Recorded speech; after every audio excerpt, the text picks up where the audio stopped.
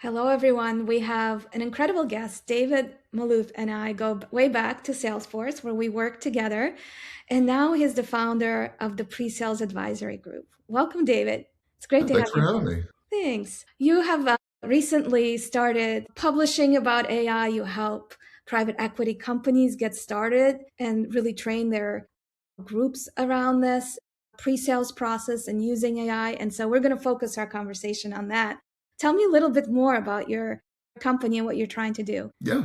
So, I've been in and around pre-sales now for around 20 years. Worked at small companies, larger companies, and, it got to the point where I said, I can do what I'm doing for one company for multiple companies at a time. And I wanted to be a more of a force multiplier in the space. So I started the pre-sales advisory group back in October, and it's been a way to go out and help organizations that are looking to either start up a pre-sales organization for the first time, looking to improve their efficiency. And it's interesting, when I started this, I wasn't even focused on AI as much, but in today's space, that's what the hot topic is. That's what everyone wants to talk about. Everyone knows they need it. No one knows how to use it. They have budgets for things, but they're not really sure where to apply it. And so what I've been doing, focused on primarily, is helping businesses kind of sift through the noise, figure out where AI is actually going to help them from a pre-sales perspective, the impact that it can make, and getting them up and running in a more sustainable way. So lots of interesting things that are happening with the advisory group at this point, but AI has definitely been a huge focus on it so far. Yeah, and absolutely. You've just recently actually kicked off a training as well that you teach pre-sales teams on how to use AI. What are some of the things you cover in that training? Yeah, so it's interesting. People join the course and they think, okay, what are all the different tools that we're going to be using? That's the first thing people ask. And that's really not what the purpose of the course is. There's a million different tools that are out there right now. There's more every day. And people get caught up with, well, should I be using this LLM, that LLM? Should I be using this platform, that platform? What the course is really about is adopting the AI mindset and taking a step back and saying, okay, what are the things that could actually be assisted or automated or helped through the use of AI tools? Let me take a look at my workflows that are, as they are today. And what we're finding is a lot of people don't even have documented workflows. They're kind of just doing things ad hoc. There's not really documented processes. And so the biggest issue that we're finding is people are trying to automate things that they aren't doing manually. So we walk them through how to think about your day-to-day role in pre-sales, what that looks like, how it's been evolving, and then start to say, okay, tool agnostic, let's map out what these processes look like today, what they could look like, and then start to apply AI concepts to those different processes. So everything from building discovery, to doing account research, to doing demo automation, those sorts of things. Everyone wants to dive right in and talk about the tools and the platforms, but it's more about understanding how do you get the right inputs to feed those systems so that you have repeatable frameworks that you can use over time. And that's really what the focus of that course is. Systems are so important because that's what allows us to scale and what allows us to be better. And I think there's nothing, I think AI forces us into that, right? Because AI works really well within systems and specifically how you design the prompts and what you're trying to get out. You definitely, not to go into the tools, but you definitely have some tools that are favorites of yours. And can you tell us a little more about that? Yeah, so like most people, I started with ChatGPT. I mean, I think still that's the best sort of just utility knife for everything that's out there. If you're just getting your feet wet, you're not sure, should I start with Gemini? Should I start with Claude? Should I start with this or that? I always tell people, just start with ChatGPT. It's a great place to start. You get the most out of the free version at this point. It's the most configurable from a free version perspective. And you get to learn the language of talking with AI most easily through that tool. And so, I've started off in that, and then I've started augmenting that with a series of other tools as well. So when you look at things like creating content for LinkedIn or things like infographics and things like that, Gemini with Nano Banana is much more advanced in that regard. So I use that to create a lot of that type of content. Things like Gamma to create slide decks. I found that to be really useful. I've tried a lot of the different slide generation tools throughout there. A lot of them just really aren't quite there yet. Gamma still leaves a lot to be desired, but it gives you at least the first baseline, the fastest kind of V1, I think, at this point, which has been really, really helpful. And then when you take And a look at like talk these about the types of process, right? You actually use your ChatGPT to create a prompt for Gamma, which I thought was really interesting because you've kind of outlined the process and you're like, okay, you can use multiple tools because now your Gamma PowerPoint is so much better than it would have been otherwise. So for content like that, it's actually use a set of three tools. So I'll start in ChatGPT, Mhm. I'll create my content, get all of that drafted, fine tune it, and then create a prompt from ChatGPT that I can feed into Gamma, put that there, output from Gamma, import that into Google Workspace, and start working through Google Slides that's augmented by Gemini and Nano Banana and those sorts of things to kind of fine tune some of the imaging and the slide layouts and things like that. So each of these tools, if you start to build on each other, there's added benefit. They each have their own kind of niche that builds. But like I said, the foundation for me is still really that relationship with ChatGPT and how that kind of sets you up for success when using other tools. Yeah, absolutely. So we don't have to focus on one. Start with ChatGPT, but then see if you can kind of create a process workflow. One of my favorite tools as a pre-sales engineer is really around, it's called ask.com on a it's RFP related tool that where you have to answer RFPs so often and a lot of questions are repeatable and AI is just great at answering and getting that initial base of answers. Yeah, those tools are coming a long way really, really quickly, which is nice to see. RFP automation is not something that's new. It's been around for a while. But when it started off, it was really, really hit or miss. There wasn't really a lot of AI that was involved in those tools. It relied on outdated content that people have to manually update and things like that. These latest batch of tools that are out there are doing really, really well with understanding the intent, automatically updating, and getting better and better with their accuracy. That's been really fun to watch over the past year or so as these things start to get better and better. So as we look at the role of pre-sales engineer, right, and how it's evolving, where do you see it going to? Yeah. So a lot of different things are happening in the space right now. It's funny. Things kind of come full circle. So they always say history repeats itself. If you, Sure. if you take a look back at the origins of kind of where pre-sales started, it was the super technical people that could also have a conversation with a customer. So usually it's some guy that built the product, and they say, hey, you built this, can you come show it to a customer? And then they go out and they do that, and that turned into sort of the term demo jockey that we heard for a long time, where you're just going out and doing back-to-back demos all the time, wash, rinse, repeat. And then, when SaaS hit, that kind of transferred more into the kind of business value portion of the sales cycle and telling the story and kind of talking about how all the different products work together through a tech stack and those sorts of things. And then it became, almost stepped back and became more transactional again because volume started to increase, right? No one had time to do a lot of the deep research and the understanding and making the connections, and storytelling fell kind of back by the wayside. And we got more back into this transactional, hey, I've got back-to-back demos. Maybe I've got a discovery call that I didn't have a chance to prep for, those sorts of things. So what's happening now and what we're moving forward now that we have AI tools and automation on the back of that is we're getting some of that free time back that allowed us to be closer to the sales team and allow us to be closer to the customer. So instead of just being the back-to-back demo person or spending all of our time, putting together customized demos and things, we're able to focus more on learning more about the customer, understanding where their pain points really are on an individual basis, putting together end-to-end stories that are based on value, and kind of becoming that tech liaison again between the customer, the sales team, and kind of all the different parts of the business that were normally kind of disparate. We just didn't have time to talk to before. So where I see it going now is really shifting back into that business partner for the sales team, right? They'll have time now to sit down and do white spacing together, do account planning, not just, hey, show up for this demo next Tuesday, but let's take a look at the month ahead and understand, how we're going to attack the territory together. And that's what the role was supposed to be.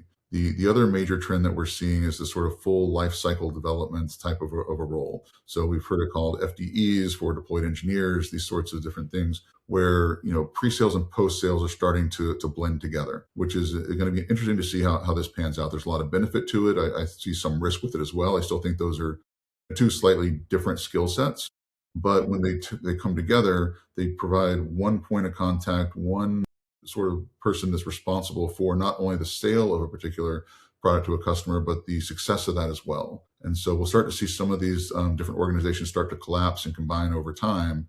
And that'll be an interesting trend to watch as well as that continues to develop. Yeah, there's so much talk about the FDE and the forward deployed engineer and how that's going to transition. And I've been on both sides. I've been in post sales most of my life and consulting, and now in pre sales. And I can tell you the mindset is very different in both positions. And post sales, you're always thinking, how do I implement? How do I make it, great from maintenance perspective? How do I make sure that there's not a lot of technical debt? And pre sales, you're really trying to get creative. It's really about the possibility, the idea. And so you have to kind of switch gears a little bit. It's like, yeah, maybe it's going to create some maintenance nightmares, but how cool if we just try this, right? It's more of a prototype kind of scenario. So that's where I hope we don't lose that innovation end of things that we can kind of experiment with more, I feel like, in the pre-sales role. And I think that's also another area where AI can kind of be an equalizer in some regard. So the people that are super technical will be able to use AI to augment on the more creative side, and the people that are more creative are going to be able to augment their skill set with some of the technical pieces through the use of proper understanding and utilization of AI workflows and tools and things like that. So again, is it going to be perfect? No. I've used this reference with several people. At the end of the day, I'd rather have a sports car and a pickup truck. But, an SUV really is going to get the job done for most use cases. And I think that's kind of where that FDE fits in. It's something that is going to be there no matter what the need is, do reasonably well with that, and then also be a consistent point of interaction with a customer and a sales team. And we're really getting away from this idea, I think, of a demo, just demoing things, right? What I'm hearing is really complex solutioning from a lot of our customers. Like, here's what we have, come up with a solution for what we have. We don't care which feature of the product that's going to happen with. Actually, they would prefer not to know which feature. They just want to use an API to automate it, right? From a DevOps perspective. And they just want to, just make it work. Know my environment so well that you can build something on top of it or move things around.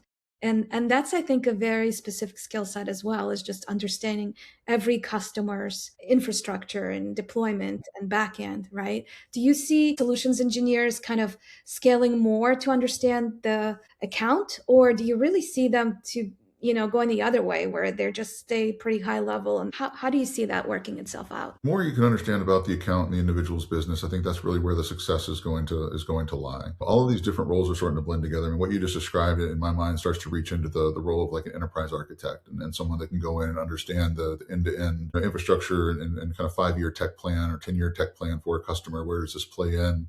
All those things start to sort of collapse into a singular type of a role. And again, AI is going to help augment some of that and help you fill in some of the gaps that you normally wouldn't have access to, trying to understand a customer's infrastructure and what that looks like and where the solutions are going to play and those sorts of things. So I think we're still in early days of that happening.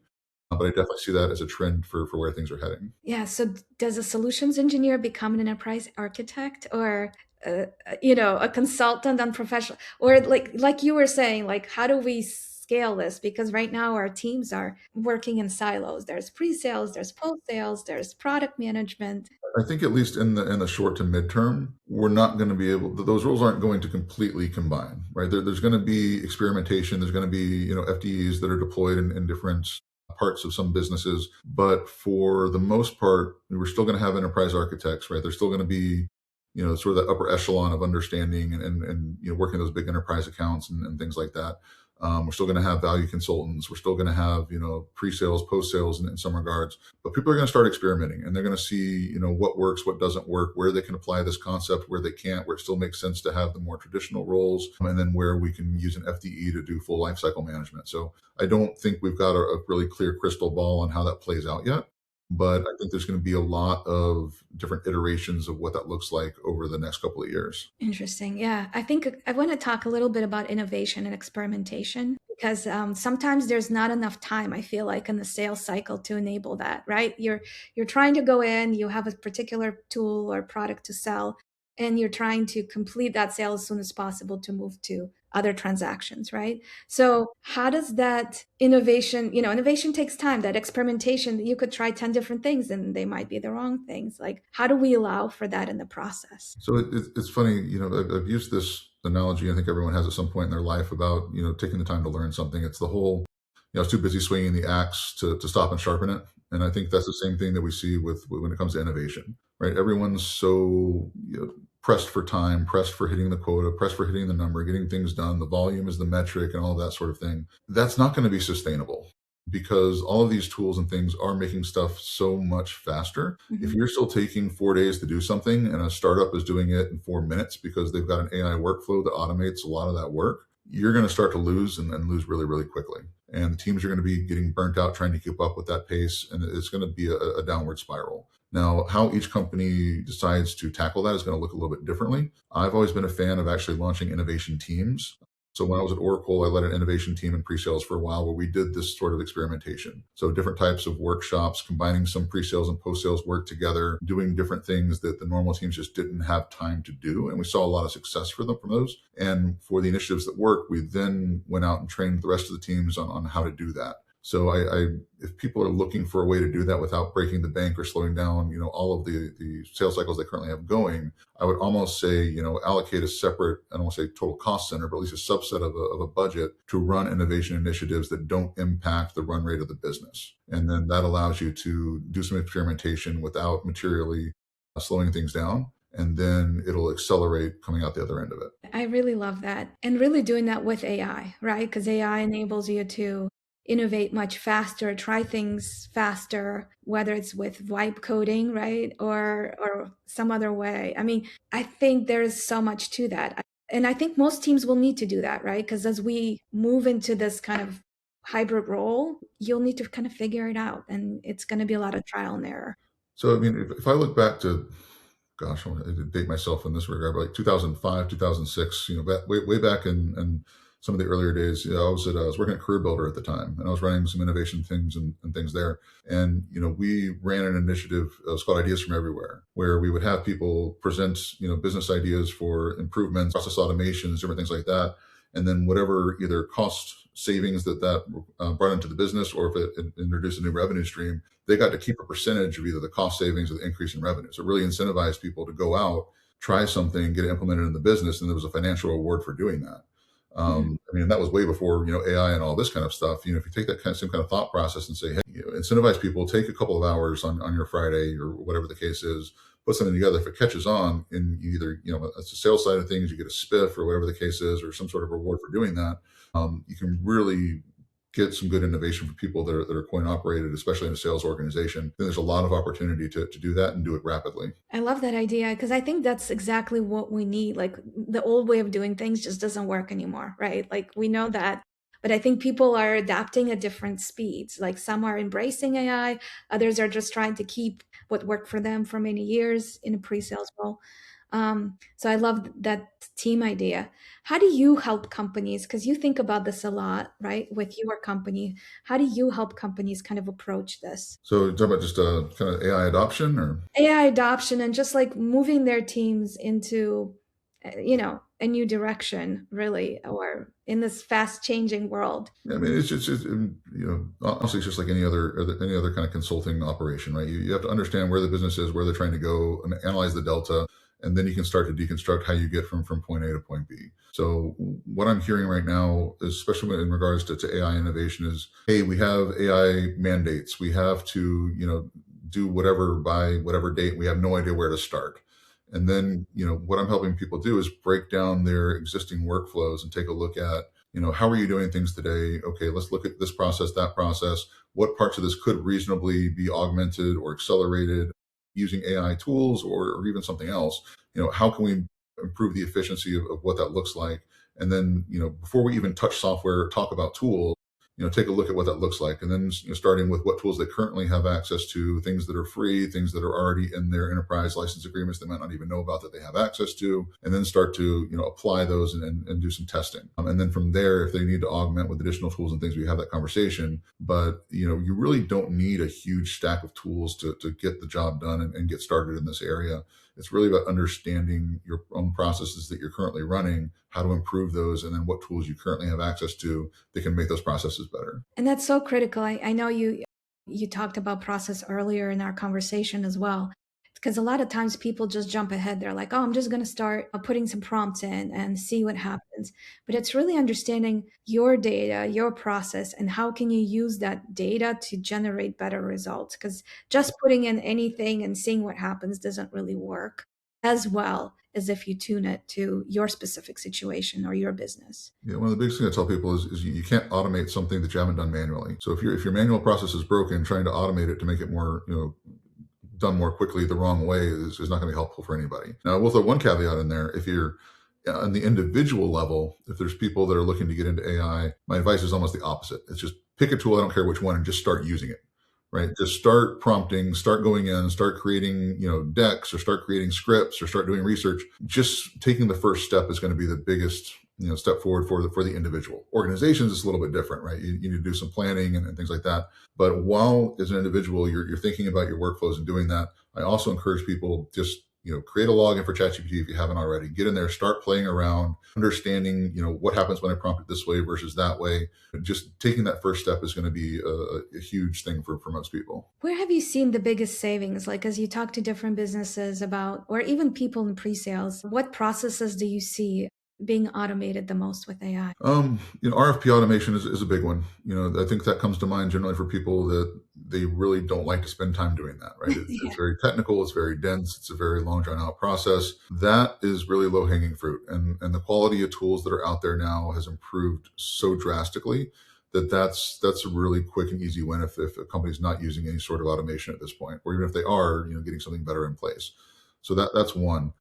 The other is we're seeing a lot of advancement in the demo automation space. So these tools are getting a lot better at creating those, kind of first level demos that are, even configured right out of the gate with very, very minimal assistance from an actual SE team. So that's another thing that's saving a lot of time from the individual SC perspective. The time on demo prep is there, but then also in the account research side of things and preparing for discovery. A lot of teams I'm talking to are such in this rhythm of back-to-back demos, back-to-back calls. There's no time to prep and going into a discovery call cold, even if there is even a discovery call that they're invited into. So, being able to go in and spend 3 minutes using a pre-formatted workflow to do account research versus going in and sitting with Google for hours trying to find information that's just not realistic in today's world. Automating that within a few moments is a huge time saver and providing a ton of value on the back end when you're talking to a customer. Give me an example of a prompt, like account, research that you mentioned. What would that look like? What type of information would you request? So that's probably going to be more of a, hey, check out the comments, because these things get pretty long pretty quickly if they're done properly. A lot of people will just go into ChatGPT and say, hey, I've got a demo with this company next week. What can you tell me about them? Or, hey, give me some background so I'm not going in blind. And that's really as advanced as most people get with it.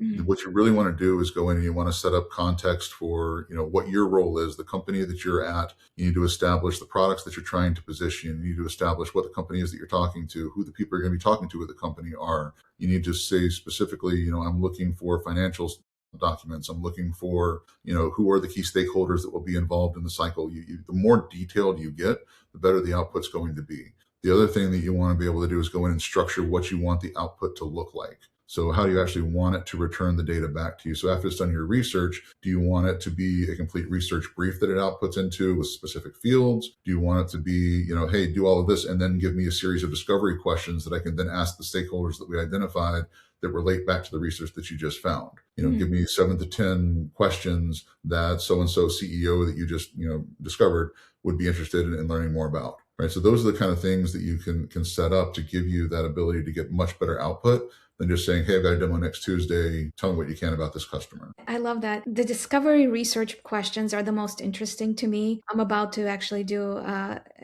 meeting with a customer where they're presenting what didn't work for them last year and they want to fix it this year. And we've used essentially ChatGPT or something similar to get the background, understand the people by combining with their LinkedIn profiles.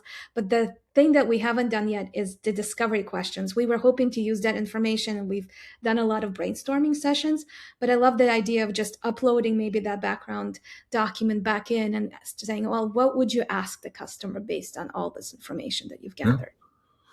And again, the more detailed you get, if you want to steer them in a specific direction, or you're trying to get more information about one particular area, set the framing for where you want the questions to lead. And the more prescriptive in that you are, the better the questions will be. And from there, you can even take it even further and say, okay, now let's simulate what that discovery call could look like. Right. And Right. actually ask the questions back and then get feedback and have a one-on-one dialogue with the person. You can change the persona of the person you're talking to. Make them more argumentative. Say that they are already using one of our competitors and they're really happy. How might they respond differently if that's the case? All these different scenarios that you can start to run and then get really a better idea of what you're going to be walking into. Now, it's not going to be 100% accurate, like nothing is, but it gets you thinking about different ways that people can answer those questions so you're better prepared when they come up. I love that because, to your point, in that same meeting, we know we're going to have competition from AWS and Accenture. So I could ask something like, "How would AWS and Accenture approach this problem? And Definitely. what are the advantages that Akamai, for example, has over them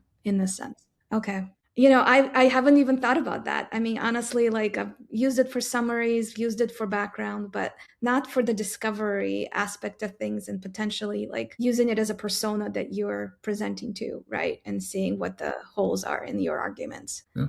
I mean, it's really limitless to the different things that you can run and just experiment with. And that's why I tell people, just keep trying, just keep iterating. One biggest piece of advice I give people is never take the first output that you get from any of these things and run with it. Right? Fine tune, treat it like a brainstorming session. Like you're two people going back and forth, for everything that I write or everything that I, put out public facing, anything like that. It's never a, hey, ChatGPT, write me an article on blah, blah, blah. It's, hey, here's my thesis. Here's what I'm trying here's all the million thoughts that are in my brain swirling around. Help me put a structure to this. And then we'll spend an hour going back and forth line by line. Hey, that doesn't really sound right. This isn't the point I'm trying to get across. Let's tailor this more, tailor this more. And we start doing that with your discovery questions, with your demo stories and all of that. You really get it fine tuned. It's really just in the way that you approach working with these tools. Yeah, that makes a lot of sense. And it's so powerful, right? It saves you time. It saves you a lot of the pain. Maybe once you get in person, you can kind of like, oh, yeah, ChatGPT already asked me this question. I know exactly what to do now, right? You're not as kind of taken aback or you're using that time to process information. So you can be kind of more active in the meeting as well. And it's used for enablement teams and stuff too, right? So most companies don't have, especially in the mid-sized space or SMB space, they don't have enough dedicated, enablement resources to do a lot of role plays or to do these kind of things. And this kind of coaching and stuff can help with, an automated system. Yeah, makes a lot of sense. Well, this is so much fun. So, I mean, I've learned a lot from you today. I feel like it's been such a valuable hour that we spent together. Tell me a little bit more about, how do people reach out to you? Where do they find you? How do they learn more and follow you? Yeah, so I appreciate that. So, presalesadvisory.com is the website. So if anyone wants to learn more about what the company does as a whole, the different things that we do, people that we work with, definitely check that out. For me personally, LinkedIn is the best way to see what I'm working on, who I'm working with, and get in touch. I try to post useful information there as well that people can consume and kind of get some more understanding of where these things are heading. So it's just, linkedin.com/n/dmaloof. Definitely reach out to me there, say hello, just, reach out and connect. Love to have a conversation, answer any questions that anyone has. This stuff is exciting to me. It's really changing a profession that I'm very passionate about. And so I'm always curious to hear how other people are making this change, how they're adapting to this new world. And anything that I can do to help out in that area, I love to do it. So. And any references for, things classes to take or things to follow online, to learn more and as this area continues to evolve. Yeah, I mean, selfishly, I'll say that, and if you're an SC, you should definitely take the course that we're offering right now through Maven, and I'll have a link to that on my LinkedIn as well. But my biggest piece of advice in that regard would be don't overdo it. There's so much information out there. You can follow a ton of different people, read a ton of different newsletters and all of that. And it's just too much, right? So I would actually, here's the latest thing I've started doing. I'll give you a little inside information here. Set up a separate email address to just receive AI newsletters. Sign up for all your AI newsletters, and then have ChatGPT link to your email account and give you a daily summary of the summary emails, right? So what are the biggest trends that are impacting AI in this particular space? You can filter for different things, and then just have that run, every day at 8 a.m. or whatever, deliver it to your ChatGPT or Gemini, whatever you're using. But that is, again, just another little time-saving hack to kind of distill down a lot of information that's out there, because there's so much right now. There is a lot. I love that. I'm going to do that today, actually, because I can see how it will save me time. And now that Google, has new tools in the AI workspace, where they can kind of look at your email, look at your calendar, I think that will be a great account to have in general, where you can focus on AI specifically across the board. Oh, thank you so much, David. I appreciate your time. This was wonderful. Yeah, thanks for having me. This was a lot of fun. Yeah, thanks. Have a good day. All right, you too. Thanks.